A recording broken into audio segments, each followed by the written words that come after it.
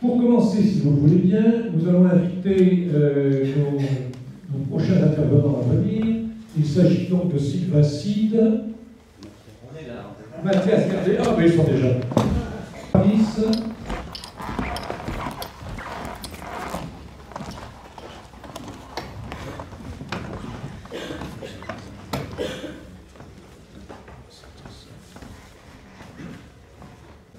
À travers le patrimoine constitué par les archives recueillies par le CNES, pour y découvrir quelques traces qui illustrent cette notion d'engagement. Cette recherche nous est présentée par Jeanne Paris, qui est jeune volontaire du service civique auprès du CNES Île-de-France et qui a planché assez longuement sur différents fonds d'archives confiés au CNES. Et je dirais aussi que Jeanne a une formation qu'il a destinée à ça, parce qu'elle a une formation en archivistique. Sylvain Cid, lui, est archiviste chargé de mission au siège national du CNES, auquel il consacre l'intégralité de sa vie professionnelle. Et enfin, Mathias Gardé est le cofondateur du CNES, il en est le vice-président, professeur des universités en sciences de l'éducation à l'université Paris 8. Je donne tous les titres parce qu'ils ont du sens dans le cadre de cette journée. Concepteur et membre du conseil scientifique du Centre d'exposition permanent Enfants en justice de la protection judiciaire de la jeunesse, ainsi que du portail de ressources numériques du même nom. Il est membre du comité de rédaction de la revue Histoire de l'enfance irrégulière. Il est aussi l'auteur de nombreuses contributions dans diverses revues et il vient de publier en fin d'année dernière un ouvrage en collaboration avec Véronique Blanchard, qui est également un membre du CNES. Cet ouvrage s'appelle Mauvaise laine, 2 siècles d'histoire de la justice des enfants. Voilà, je leur donne la parole. Bonjour à tous. Vous m'entendez bien? Oui. On a vraiment un temps tout à fait compté. La bonne nouvelle, c'est qu'une partie de ce que je vais dire a déjà été dit par Bernard Eckel, donc je vais être encore plus court que je ne pensais. On m'a chargé un petit peu d'introduire cette plongée dans les archives qu'on vous propose. Donc 3 considérations très courtes en guise d'introduction qui sont autant de souhaits pour la tenue de ce colloque que j'aimerais, des souhaits vraiment que j'aimerais que l'on puisse suivre. Tout d'abord, j'aimerais que l'on n'aborde pas la question de l'engagement sous l'angle de la nostalgie. Une nostalgie qui peut souvent friser la condescendance à l'égard de ceux qui ont pris la relève. Les archives, et sans doute les archives que vous allez voir tout à l'heure, ont laissé de nombreuses traces de ce type de discours. Les pionniers éducateurs des années 40 trouvent que via l'Axis, les successeurs des années 60-70, qui à leur tour trouvent bien Monasson politiquement leurs successeurs des années 90-2000, et ce serait très intéressant de voir à l'inverse comment les jeunes générations voient les générations qui les ont précédées. Donc le problème, me semble-t-il, c'est pas tant une disparition progressive de l'engagement, mais un problème de transmission d'une génération à une autre qu'il faut considérer. Le deuxième point, me semble-t-il, c'est que j'aimerais qu'on laisse tomber le singulier, qu'on ne parle pas de l'engagement, mais plutôt des engagements, sans chercher à les hiérarchiser et en les prenant tous tout à fait au sérieux.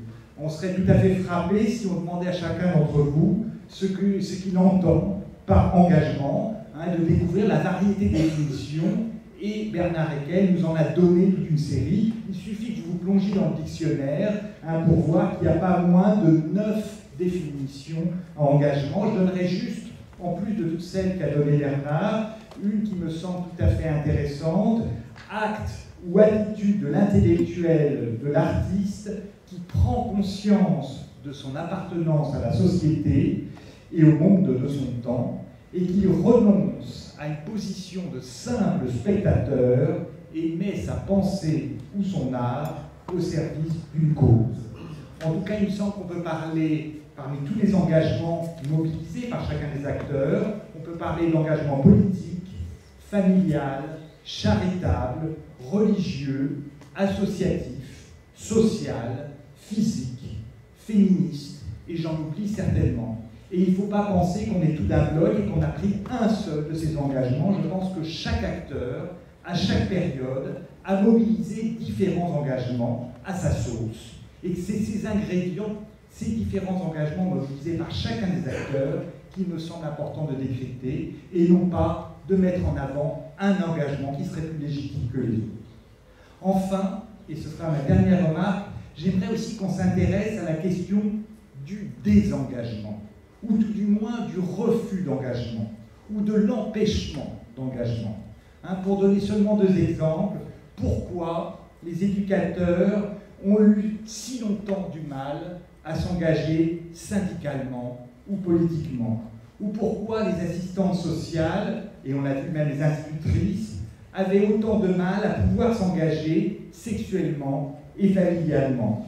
Pourquoi certains travailleurs sociaux ont décidé de quitter le champ du travail social. Je pense que cette notion de désengagement, d'empêchement ou de refus de s'engager est tout aussi intéressante, et l'histoire est toujours faite en plein et en creux, et c'est à travers ça qu'il faut voir.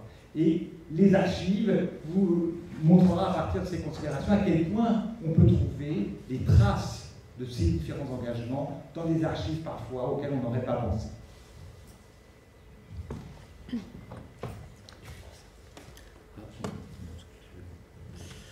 Alors, par rapport à cette diversité des types d'engagement que Mathias a rappelé, engagement charitable, religieux, patriotique, même du côté des assistantes sociales, féministes, professionnelles, individuelles, physiques, sociales, scouts, eh bien, nous, on a voulu montrer la diversité des formes d'engagement à travers la diversité des sources, des types de sources qui permettent de travailler cette notion qui est effectivement très polysémique, tellement polysémique qu'on pourrait presque dire que l'ensemble des fonds que le CNES a collectés depuis qu'il existe rend compte d'une histoire d'engagement, de plusieurs engagements.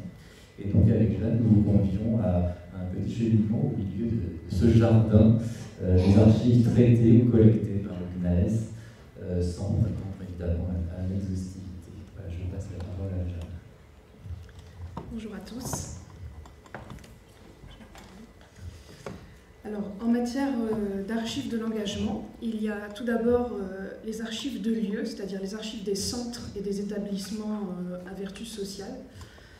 Ce sont souvent des lieux créés par des personnalités engagées qui concentrent et qui cristallisent les engagements individuels de façon souvent très différente.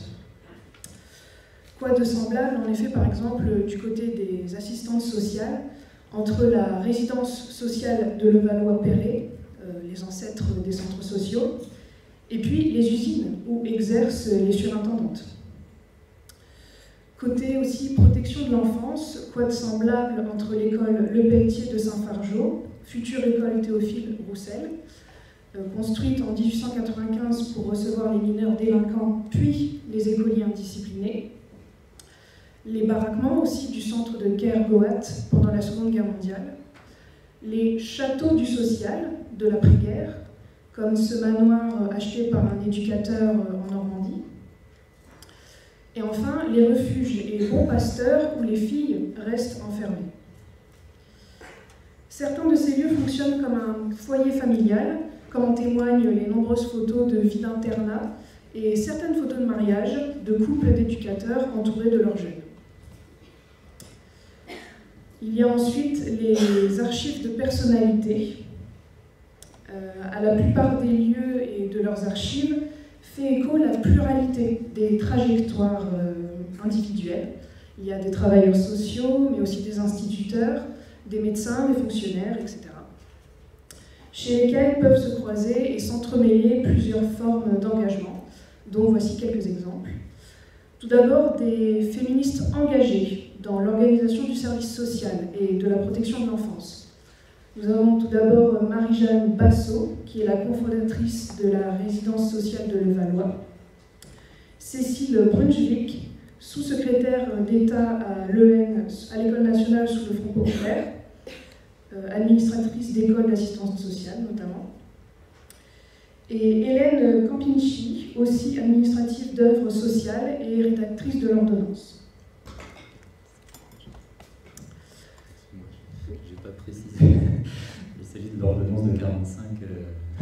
relative à l'enfance délinquante. Après les féministes engagées, nous avons un couple qui, pour moi personnellement, représente véritablement l'engagement. C'est le couple Brauner. Alfred et Françoise Brauner ont vécu dans les années 30 et 40, notamment leur vie active et engagée, notamment durant les périodes de conflit qui ont égrené le XXe siècle. Après des formations dans le médical et le social, ils ont intégré les brigades internationales et sont tout d'abord partis aider les enfants victimes de la guerre d'Espagne en 1936. Ils ont fait en sorte de les accueillir, de leur fournir, comme ils ont pu, un enseignement et un encadrement affectif. Puis, avec l'arrivée de Franco au pouvoir, ils sont retournés en France et ont été appelés par une fondation des Rothschild pour venir en aide aux enfants allemands et autrichiens juifs qui ont été sauvés de la nuit de cristal de 1938. Donc c'était pendant cette nuit que beaucoup de familles juives ont été, des exactions ont été commises sur les familles juives en Allemagne et en Autriche. Donc ces enfants ont été pour la plupart sauvés et amenés en France dans un château qui s'appelait le château de la Guette. Et le couple Brauner a fait en sorte de mettre en place une république d'enfants pour que ces enfants retrouvent aient conscience de leurs droits et ne soient plus on va dire, psychologiquement limités à ce qu'on leur a appris et ce qu'on leur a inculqué en Allemagne et en Autriche, comme quoi ils étaient des sous-hommes. Là, ils ont fait en sorte de leur rendre leur statut d'être humain à part entière. Entre 1938 et 1945, les Brauner ont aussi eu une vie de résistants très développée et sont aussi venus en aide au front de résistance autrichien qui s'est réfugié en France. Et en 1945, ils ont fait partie du groupe d'accueil des enfants réfugiés du camp de concentration de Buchenwald, en faisant aussi en sorte de faire revenir ces enfants à la vie, psychologiquement et physiquement. Puis, pour le restant de leur vie, ils ont passé du temps à aider les enfants en difficulté, et notamment aussi les enfants handicapés. Donc je trouve que vraiment ce couple est l'illustration d'un engagement personnel et voire idéologique très explicite. Nous avons ensuite Jacques Mazet, un éducateur. On voit se croiser, comme chez beaucoup d'éducateurs, un engagement scout tout d'abord, depuis son jeune âge, puis un engagement professionnel comme éducateur, auquel s'ajoute un engagement social et politique, comme en témoignent certains de ses écrits. Il y a notamment une lettre où il explique, après sa formation d'éducateur, que sa nouvelle condition d'ouvrier auprès de jeunes ouvriers fait de lui un véritable éducateur, ou encore un article dans la revue Liaison, où il défend l'engagement politique et social de l'éducateur. Enfin, nous avons aussi les archives d'écoles de travailleurs sociaux. Les archives des écoles, pour peu qu'on ait gardé les dossiers des élèves, permettent de préciser la genèse de ces engagements individuels, notamment à l'école de surintendante d'usine, aujourd'hui l'ETSUP à Paris, créée en 1917, avec Anne-Marie, qui a commencé à travailler dans l'entreprise de travaux publics de son père, avant de devenir infirmière, puis de candidater à la formation de surintendante d'usine pour, dit-elle, donner un but sérieux à sa vie. Enfin, aussi Madeleine, veuve de guerre, qui se montre désireuse de s'occuper d'œuvres sociales, mais à temps partiel, à cause de ses 3 enfants, tout en acceptant de ne pas être rémunérée. Les surintendantes d'usine, c'était notamment des assistantes sociales chargées de superviser la vie des ouvrières à l'usine, avec des missions très larges, depuis l'embauche à l'affectation des postes, l'instruction des plaintes, jusqu'au bien-être et à l'hygiène des ouvrières. Nous avons aussi l'école d'éducateurs spécialisés de Montesson, créée en 1943. Là encore, les dossiers sont très fournis. Ils ne contiennent plus malheureusement les autobiographies manuscrites que les candidats devaient rédiger pour entrer dans l'école. Pour autant, les formulaires de candidature sont aussi riches en informations sur le milieu des candidats, sur leur expérience dans les mouvements de jeunesse et leur motivation surtout. La question « Pourquoi vous sentez-vous attiré vers la rééducation ?» suscite des réponses diverses.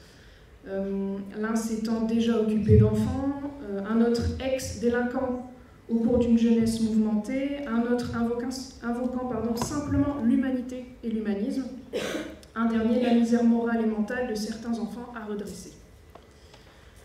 L'engagement se lit aussi dans les dessins libres qui sont demandés aux candidats lors de leurs entretiens pour pouvoir intégrer l'école.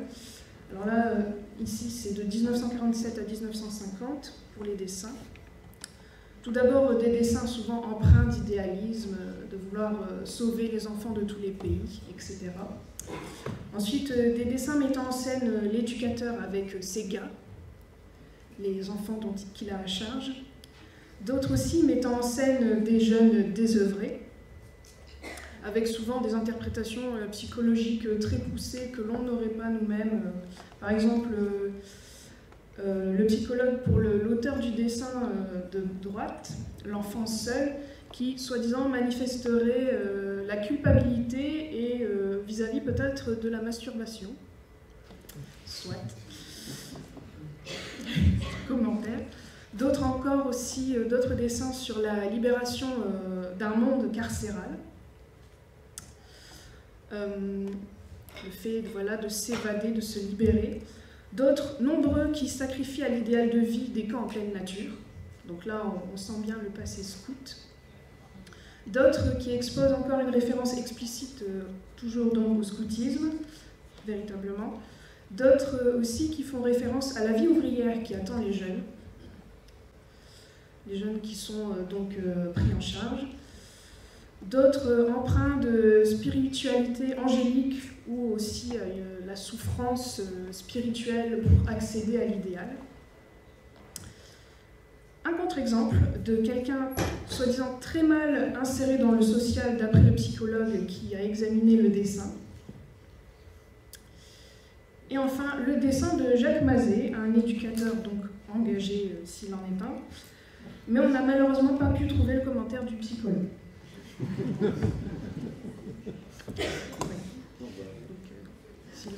Merci de me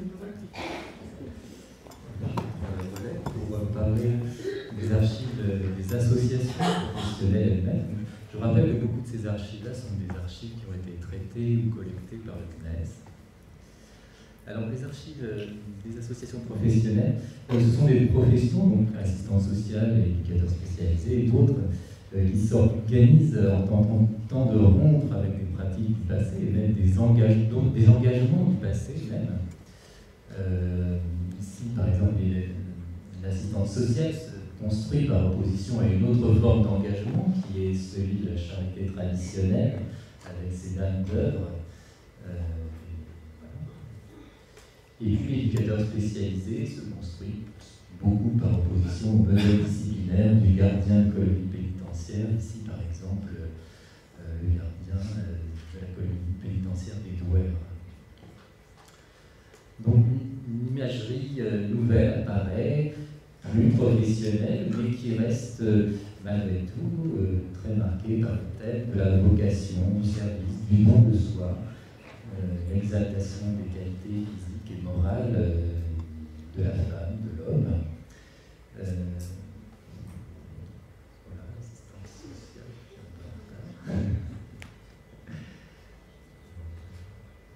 Ici, vous avez donc la revue de liaison de l'ANJ, l'Association professionnelle des éducateurs spécialisés.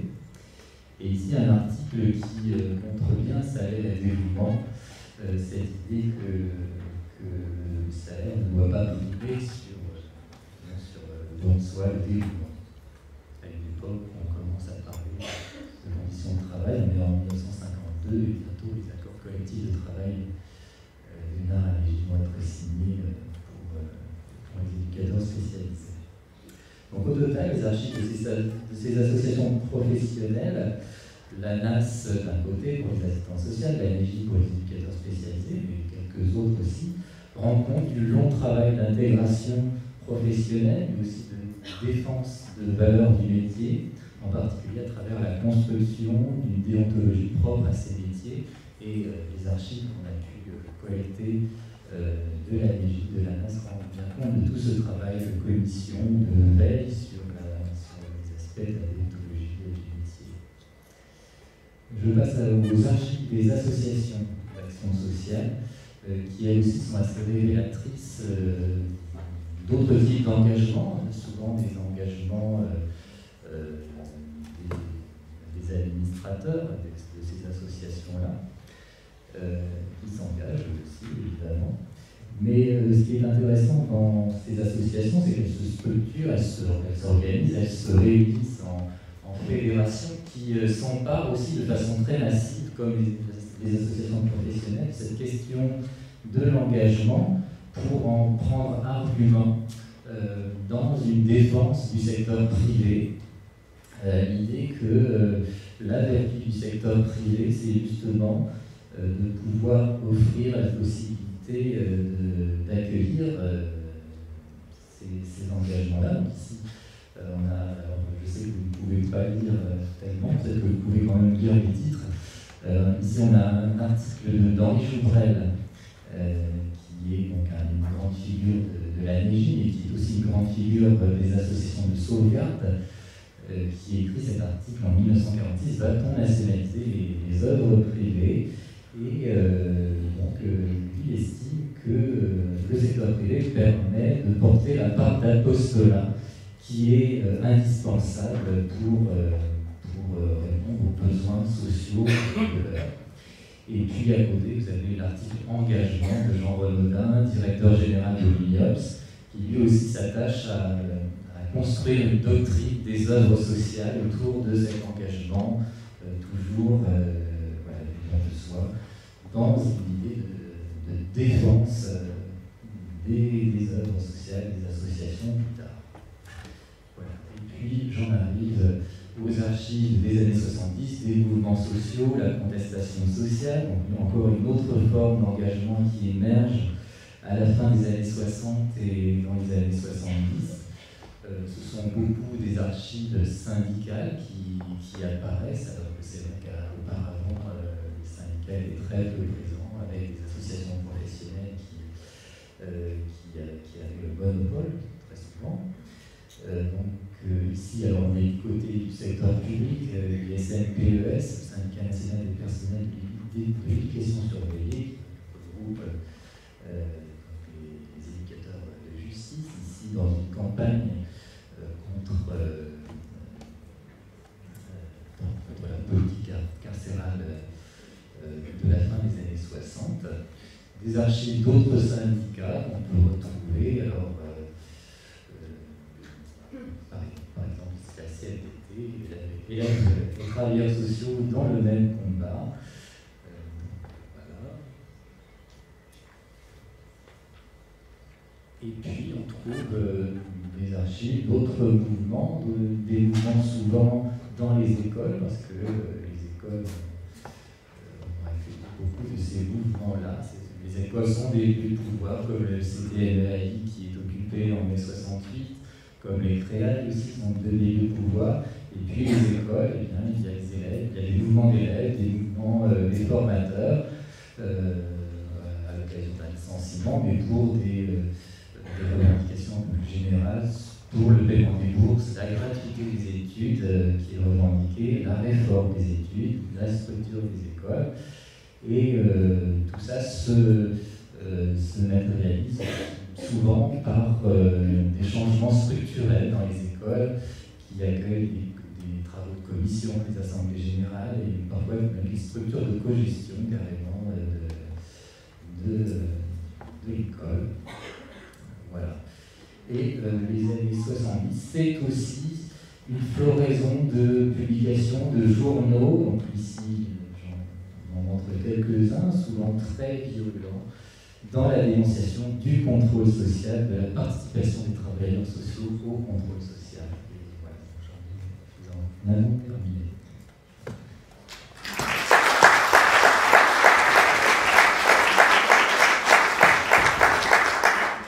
Merci à tous les trois. Juste une précision, vous avez parlé à plusieurs reprises de Jacques Mazet. Je voulais juste dire que Jacques Mazet a a vécu ici dans les Alpes-Maritimes, puisqu'il a été un des animateurs, des fondateurs des Clages. Hein, donc, un grand nombre d'entre vous connaissent. Hein, le relais international de la jeunesse. Très bien. On se donne 2-3 minutes pour des questions, des...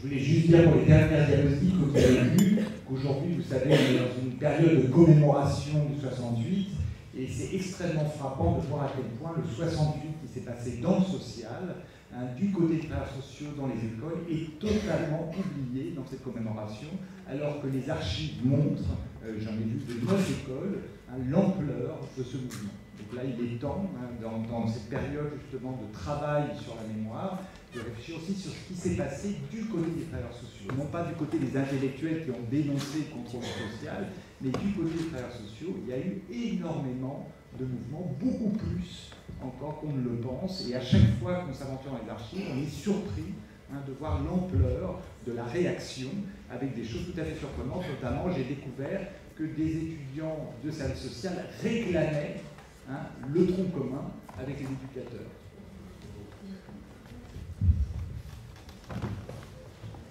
Une ou deux interventions? À moins que la salle ne soit pas encore chaude. Il doit y avoir des micros, madame. Merci, on a un micro. Qui a Roger? Merci de vous présenter brièvement, hein, mais quand vous posez des questions, ça permet de situer un petit peu de là où vous parlez. Voilà, je m'appelle Roger Bello et je suis président d'honneur du CNAES, c'est le privilège de l'âge. Je voulais juste peut-être apporter une précision dans ce qu'a dit Sylvain, c'est que quand on parle de secteur privé, il faudrait préciser que ce secteur privé a but de non lucratif, surtout dans l'époque où nous vivons, où nous voyons le secteur lucratif tentant de prendre pied dans le champ social, en particulier pour les maisons de retraite ou même pour certaines structures de protection de l'enfance. Donc, les archives qu'on a vues sont des archives du secteur privé à but de non lucratif. Merci Roger. Écoutez, ce que je vous propose, comme on a eu un petit peu de difficulté au démarrage, c'est qu'on passe de suite à l'intervention suivante. Hein, et puis on aura l'occasion d'échanger tout au long de la journée à travers ces diverses interventions. Et donc l'intervention suivante va